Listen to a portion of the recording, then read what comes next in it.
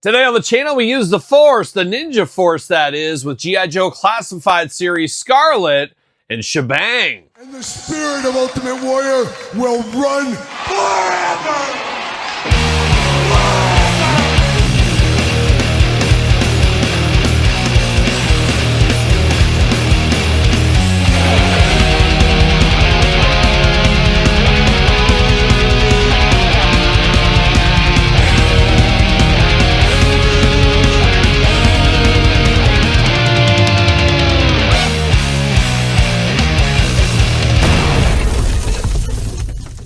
Welcome everyone, Kyle here, back again with another G.I. Joe Classified Series unboxing and review. And today on the channel, we got a brand new 2-pack of the Ninja Force with Shebang and Scarlet. But for all your Shebang and Scarlet needs, I think Target. These are hitting Target stores right now. If you're after it, head to Target. But for everything else under the sun, action figure related, hit up jaystoysandgames.com. Use discount code Kyle, save yourself 15% on all in-stock items. Got to get a deal out there. And you know by now we're going to do this review like we do all the other reviews on the channel. We're going to take a look at the packaging. We're going to talk about it. We're going to unbox it. We're going to talk about it. We're going to see where it goes from there. So without further ado, let's take a look at the latest and greatest 2-pack here. A bit of a strange 2-pack if you ask me. His Scarlet, of course, part of the Ninja Force. Never had her as a kid. Shebang, TJ Bang, Shebang. However you pronounce it, it was always Shebang to me. And I'm guessing that's right because I'm always right, Tom McFarlane? Yeah, maybe not, but Shebang to me and Scarlet. I never had Scarlet, of course, back in the day. I did have Shebang, and to me, you had Slice and Dice for the Ninja Force. You had Shebang and Dojo on the good guy side. And I would have rather had Dojo in this 2-pack. I think it would have made more sense. I don't know if they're using the name value of Scarlet to sell this 2-pack or what. Guy and a girl, I'm not exactly sure. But Dojo would have been a fun one to have in this one with Shebang. And Shebang, hopefully, like I said, I'm pronouncing that right, an absolute all-timer, one of my absolute favorites as a child. We'll get into all that. And there might be a story or two told about one Duke, one Conrad Hauser, of course. And I'm headed to his hometown, St. Louis, in about a week. Going to be dangerous on enemy ground over there. People are going to be after me. I got to keep my guard up, of course, is what you got to do. But let's dive into it here. Let's see what all the fuss is about with this 2-pack. Waltzed into my Target, and there was 2 of them sitting on the pegs. I said, hey, or I guess the shelf, more like it. And I couldn't remember if my wife got the pre-order in or not. I got to follow up with her to cancel that pre-order, but picked it up, said, yeah, I'll take this Joe's. I need this Joe's in my collection. And that's what I did. You got that very 90s logo. You know I'm here for a little Ninja Force. G.I. Joe Classified. What do we got? 4 and up? Yep, 4 and up. Well, it's usual. Scarlet right there. Looking only like a Scarlet could look if she was a member of the Ninja Force. Number 212 on the side over here. Nice artwork images of them. You got the QR code if that is your thing. Then on the back, got some glamour shots there, the figures. Getting ready to take on a temple or something. Maybe Legends of the Hidden Temple. I wish Mark Summers was here. He'd tell us all about that. But looking good back here. They do have masks like a lot of the Ninja Force customers do. So we got some extra masks with them as well. Let's see what all the fuss is about. And let me tell you, anytime there's a new G.I. Joe Classified figure around these parts, there is some fuss. See you later, Spider-Man style. Looking good. Got the G.I. Joe logo back there. See you later, Shuffle, goodbye. And then we get the old plastic prison right here as well. And we got a lot of tape going on with this one, so I'm going to take it offline, get it out of the package. We'll be back talking all things G.I. Joe Ninja Force. All right, we got everybody out of the package. Let's dive into the review. And of course, a ladies first channel. Let's start with our girl Scarlet here. Now, a lot of people know Scarlet as well as a big part of the Joe team, not just Ninja Force, but a lot of people out there is like, what happened with Scarlet? Why did she leave the Joe team? Why did she go to this Ninja Force? What the heck's going on with that? Well, as we know, Scarlet, a big-time member of the main G.I. Joe team. A little bit of a love triangle with Snake Eyes and, of course, Duke. And she tried to get Flint in that. He said, I only got eyes for Lady J. I'm a one-woman guy. Kudos to Flint, of course, and Lady J. One of the greatest relationships. My wife and I look up to that relationship, let me tell you. But she was in that mess with Duke and Snake Eyes, and I think the answer there is Snake Eyes. Among those two, easily, all day. If Snake Eyes is burnt and disfigured, he still looks better than that no-good Duke, of course, as we know. But she was stuck into that triangle, and a lot of people said, why did she go to Ninja Force? And I know the TMZs of the world, the People magazines of the world, I think Weekly World News even, was trying to break this story. Luckily, your old buddy Kyle. Old Kyle, he's got all the dirt. He's got all the dirt on the Joe team. And I'm going to give it to you guys right here like we always do in every single one of these unboxings. But Scarlet got the heck out of that Joe team because she finally did find out The evidence was all right there. It was all right in front of her. And she finally said, oh, and she was aghast. That's what she was. And she saw it. She said she found out that Duke finally admitted all these things, right, to Scarlet too.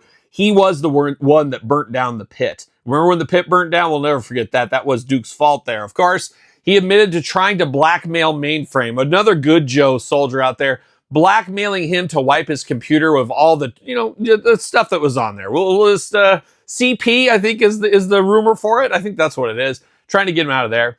She found out that he was, of course, a blatant racist against so many members of the Joe team, which is absolutely wrong. He was that. And then the final thing, which shouldn't have been the final thing, but Scarlet, I don't know, interesting girl for sure, found out about all of his time on Epstein Island. Of course, Duke, a prominent individual over there on that island, ruling the island. And some say they call it Duke Island, is what I've heard in a few places as well. She finally saw all this and said, I can't be a part of this anymore. I am done with the Joe team. Ninja Force had an opening. She said, you know what? I'm going to go join this Ninja Force. My Taekwondo, not so good, but I'll brush up. I'll study on the weekends and she'll be a part of the Ninja Force. So they said, you know what? Scarlet's a good old gal.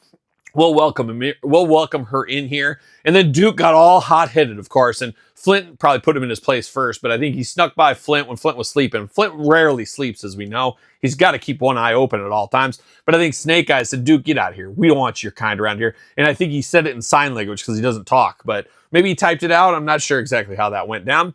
But Duke was all worked up because Scarlet was spending a lot of time with Shebang. This is quite the story here. Scarlet's spending a lot of time with Shebang, and Duke's like, what's up? This is your new guy. This is your new guy. Well, a lot of people don't know, but Shebang is gay. Yes, one of the first open Joe members. And not that there's anything wrong with that. And Duke, of course, didn't know that at all. And Scarlet had to tell him. And then Duke said, is he single? And that's where it went from there. So more at 11, but Scarlet said, I got to get away from this Duke. He's going to just bring me down, drag me down. She did the right thing, joining the Ninja Force. And that's where we leave it. And that's where we jump into this figure review here. We got 2 daggers in black, looking very nice. All in black. Looks like she's going to throw those right off there. Part of her weekend ninja training, I do believe. And she's got these big, long claws. We've seen these before from many Ninja Force members. And Nunchuck have something similar to this as well. You hold onto your hand, it's just like that. It's almost like long, extended Wolverine claws is what it always reminds me of. Looking interesting. She's got the long sword. Of course, Scarlet, a girl that likes a long sword. She's my kind of gal, I guess. But looking good here, the black and the silver attack. This is her primary weapon for me. Then she does got a little Wolverine claw, a little badger claw. You put this over the hand. She can just do some close range fighting, scratch somebody like a cat if she needs to. And then we got 2 Fists of Fury, which I probably won't end up using with her. She's got to hold some of this loadout somewhere. But you do got 2 gripping hands out of the package, so she can grip it and rip it across the board. Diving into the head sculpts with Miss Scarlet here. I like this fiery look. She's got a very mad, determined look, and you would be too if you found all that out about your boyfriend at the time. Looking extra, extra mad here, a little stoic, but also very angry. Fiery red hair, got the long ponytail, and you do got the articulation on the ponytail on the end. So that's cool to see. At least I hope that's articulation. Nothing worse than something like that breaking off on you. So be careful with that, I will say. But looking good. 2 eyes, 2 ears, a nose, and a mouth. Even got some pierced ears on her here. Looking very cool. I don't know. I might almost tell you, is this Scarlet? I might not know that 100% if I didn't know on the character here.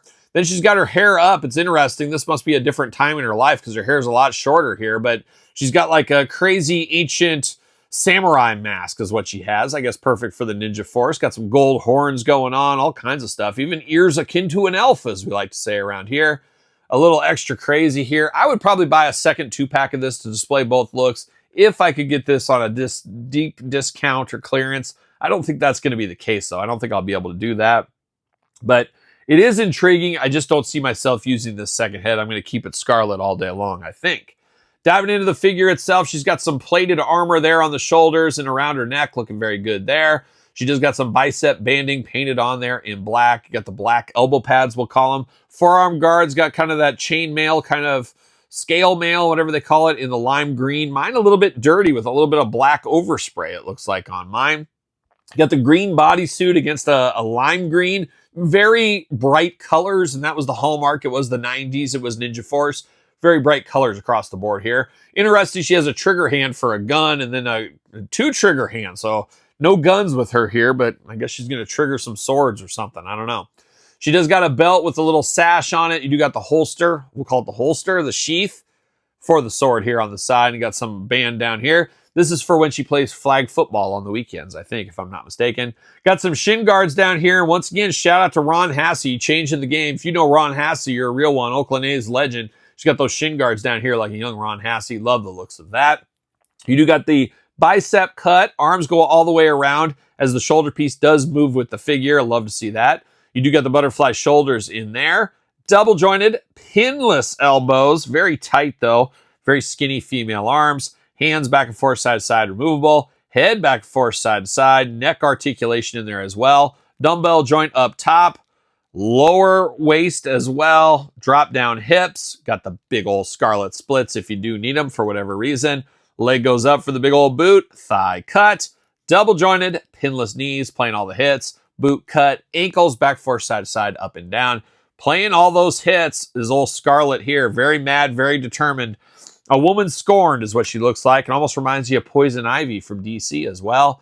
She does fit on a Mattel ringside collectible stand using code Kyle to save 10%.